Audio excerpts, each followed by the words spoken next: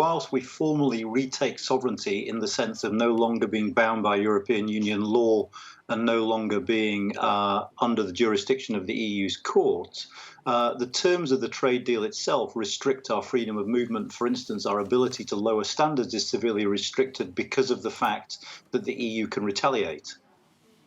OK, now your picture has frozen there just for a little moment. Sorry. We'll hope to get you back in a moment, but we can hear you perfectly.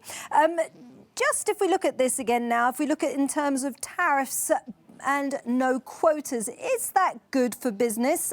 Because there are obviously some doubts being expressed there. Well, no tariffs and no quotas is better for business, particularly manufacturing business, than tariffs and quotas would be. So I think what you'll hear from manufacturers today is they would far rather have this deal than no deal at all. But those manufacturers are still going to face a raft of new paperwork they're going to have to complete to trade with the European Union. Trade in goods with the European Union will be slower and more expensive than it was during the transition period. And for services industries, which obviously services make up 80% of the UK economy, there's precious little in this deal, which means that trading services with the European Union is to become much, much more expensive. Yeah, absolutely, because that actually forms a bulk of exports from the UK to the EU, the services sector. So is that too late? Is that just written off the cards from now on, or can that be renegotiated later? It's not too late, and for two reasons. Firstly, on the sort of overall level, there is scope within this agreement for it to be revisited permanently. There is a very intricate committee structure that can renegotiate elements of the deal, and the deal itself is up for review every 5 years, so more can be added if necessary.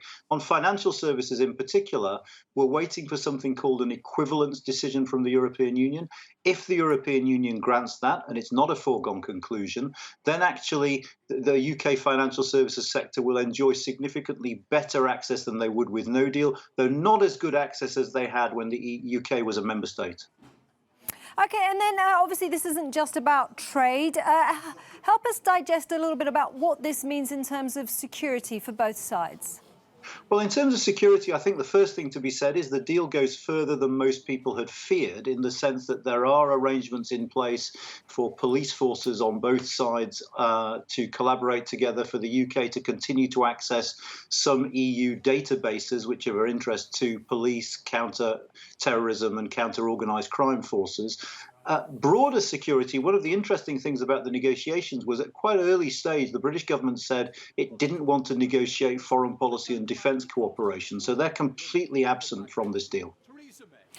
OK, and as you were just mentioning earlier, you said that there are still some decisions outstanding when it comes to this Brexit trade deal. Now, do you see that as a good or a bad thing, given the lengthy negotiations we've seen up to today? I'm not sure I can say whether it's good or bad, but what it certainly does imply is that Brexit is far from over, because not only are there certain things that we can keep renegotiating, certain things that we'll have to negotiate again, fisheries, which was a key issue. The deal we have runs for 5.5 years, and then the quota has to be revisited. But of course, the other thing about Brexit is that for some Conservative MPs, leaving the European Union wasn't an end in itself. It was a means to an end of domestic reform.